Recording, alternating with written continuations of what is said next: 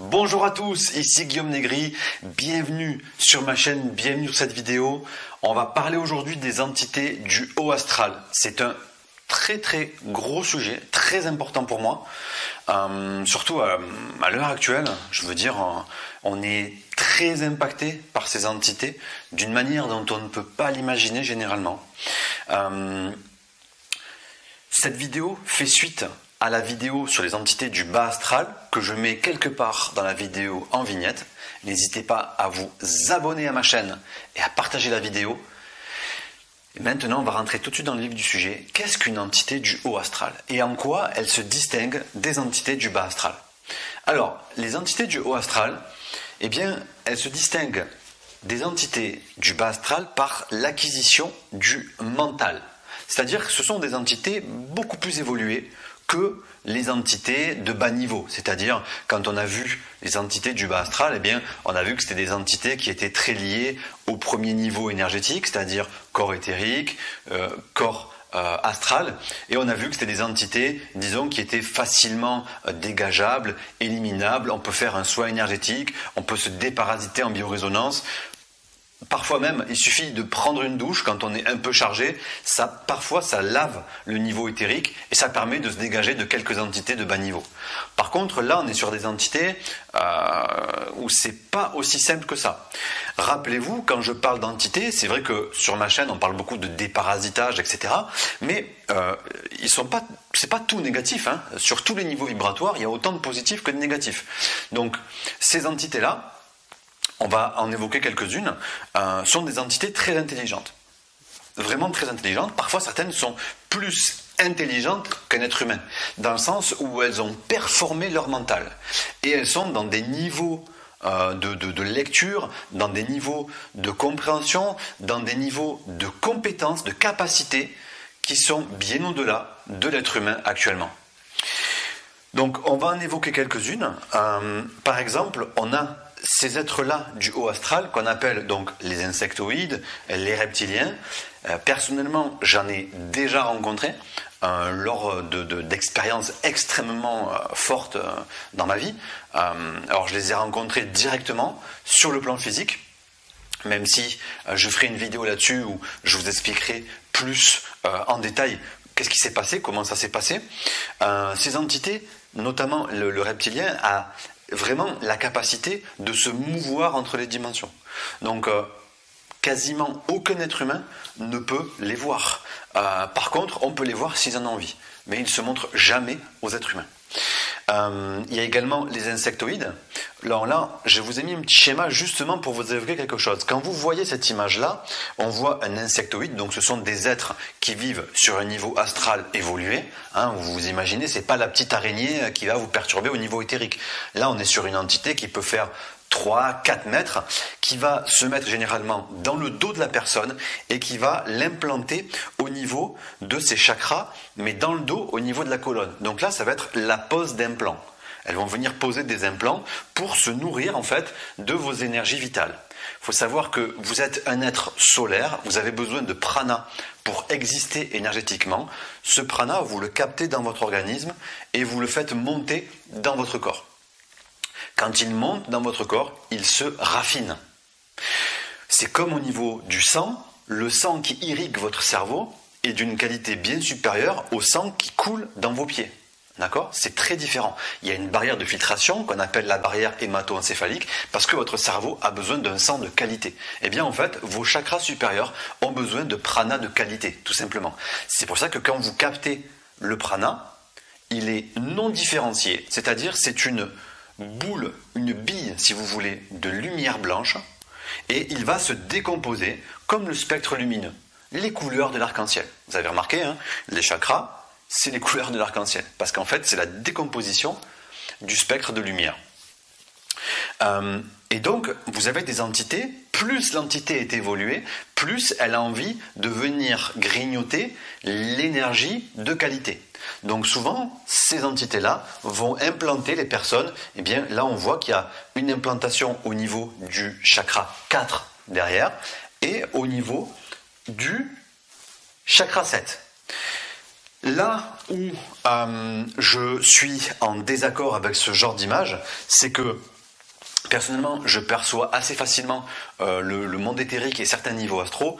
Je n'ai jamais vu une entité de ce type-là, de ce niveau-là, se balader derrière un être humain en étant accroché. Donc moi, personnellement, je m'inscris en faux avec les thérapeutes, les énergéticiens qui pensent que vous avez un reptilien ou un insectoïde qui se balade derrière vous et qui vous suit partout, comme s'il était accroché à vous. Alors, je vais vous dire, ces êtres-là ont autre chose à faire que se balader accroché derrière vous quand vous allez dormir, quand vous allez aux toilettes, quand vous regardez votre film à la télé. Ils ont vraiment autre chose à faire.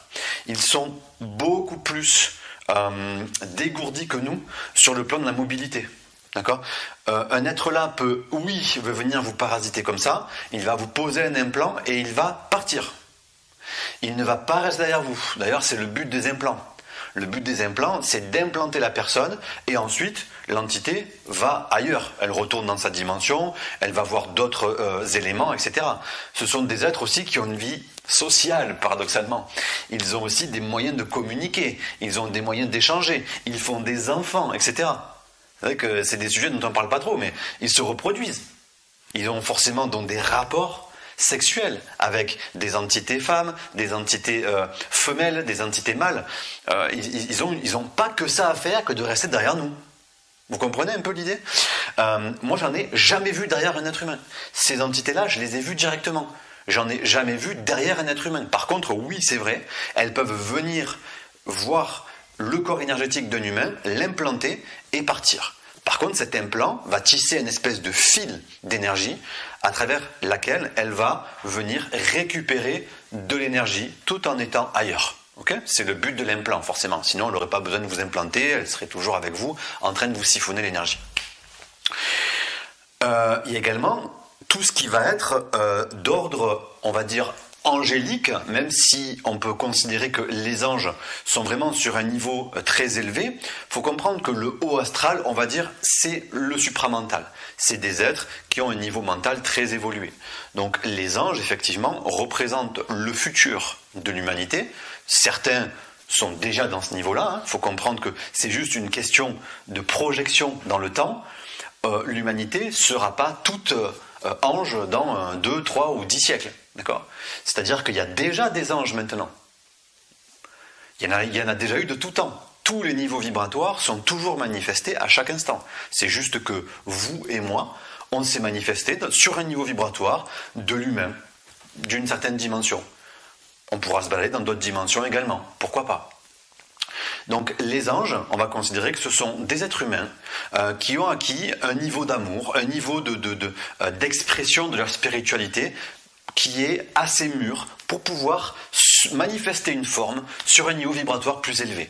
Donc, pour résumer, le niveau astral représente des entités qui ont fait l'acquisition du supramental. Et généralement, on va les retrouver en lien sur les niveaux supérieurs, c'est-à-dire le corps causal, le corps mental et les corps énergétiques supérieurs. Du coup, je vous ai fait un petit schéma pour que vous puissiez visualiser tout ça. Eh bien, vous voyez, par exemple ici, on a des entités de bas astral. Ce sont des petites araignées qui ont été pondues par une araignée mère.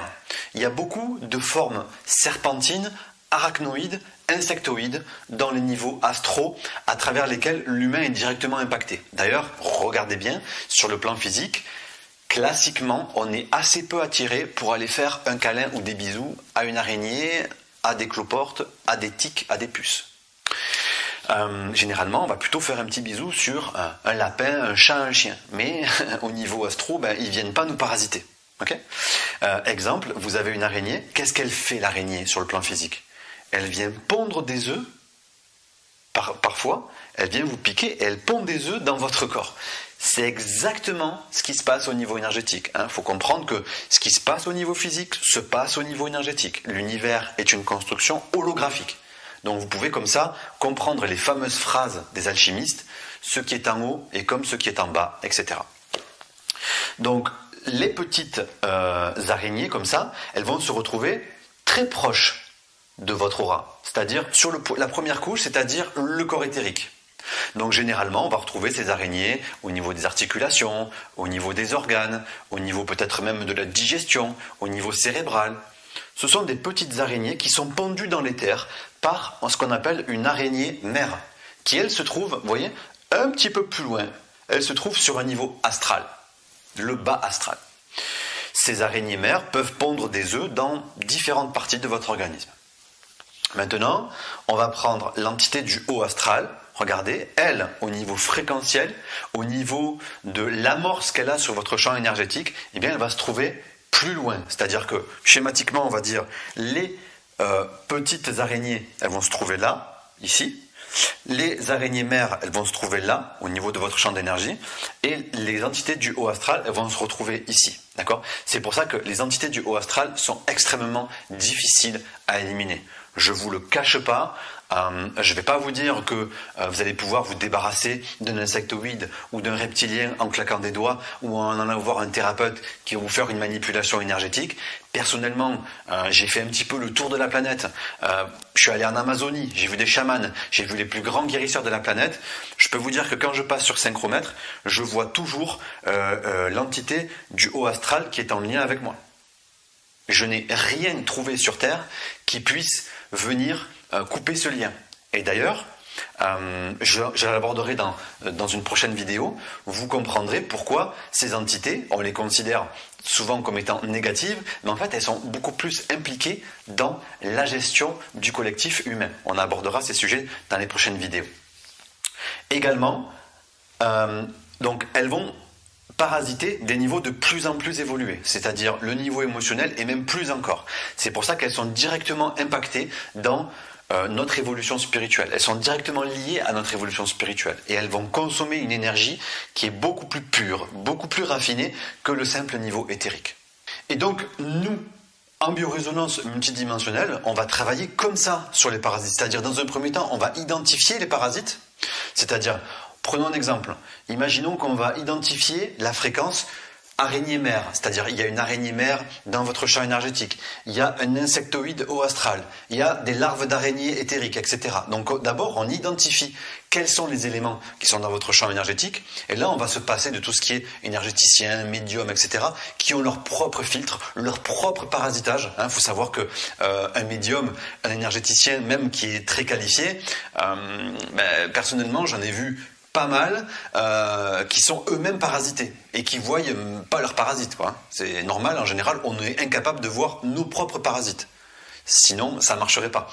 On a forcément des niveaux inconscients et sur ces niveaux inconscients, il y a des éléments et ils sont forcément inconscients pour soi, donc on ne peut pas les percevoir. Donc moi, j'ai déjà vu des grands médiums, énergéticiens, ce que vous voulez, ils ont des parasites à côté d'eux qu'ils sont incapables de voir. Donc on identifie les entités. Après, on va regarder sur quel niveau ils sont. Par exemple, l'araignée mère est sur le corps astral. Les larves sont sur le corps éthérique. Donc on va venir identifier et repérer où sont les niveaux de parasitage. Et ensuite, on va venir créer ce que nous on appelle des antidotes correctifs. C'est-à-dire, par exemple, là, ce qu'on a trouvé dans ce cas-là pour cette personne, c'est qu'elle a une araignée mère sur le corps astral. Et ce qui corrige cela, c'est de réinformer un corps supérieur. C'est-à-dire on va donner à la personne une fréquence pure d'un corps énergétique plus élevé. Ça va lui permettre de travailler sur la présence de ce parasite. On peut prendre un autre exemple, par exemple, les araignées. Les larves d'araignées qui sont sur le corps éthérique, mais par exemple, là, ce qui marchait sur cette personne pour corriger l'élément, c'est ce qu'on appelle une fréquence Hertz ou filtre, c'est-à-dire c'est une forme d'antidote qu'on est capable de fabriquer en quelques secondes pour que le corps énergétique de la personne puisse éliminer en quelques secondes la fréquence, la présence des araignées larves. Il faut savoir que quand vous y allez avec les mains là-dessus, sur des parasites, des entités, soit vous avez de réelles compétences énergétiques et vous savez vous-même vous nettoyer au niveau énergétique, vous savez vous-même observer si vous avez des entités qui s'incrustent, mais comprenez que si vous mettez les mains dans le champ énergétique d'une personne qui est parasitée, vous n'êtes pas en totale sécurité quand même, je peux vous le dire. Donc voilà pour les entités du haut astral. J'espère que cette vidéo vous a plu. N'hésitez pas à liker, à vous abonner, à la partager également. Vous trouverez dans la description de la vidéo une formation 100% offerte qui est donc sur le lien. Il suffit de cliquer pour suivre cette formation 100% offerte sur la biorésonance multidimensionnelle. Et à bientôt dans la prochaine vidéo.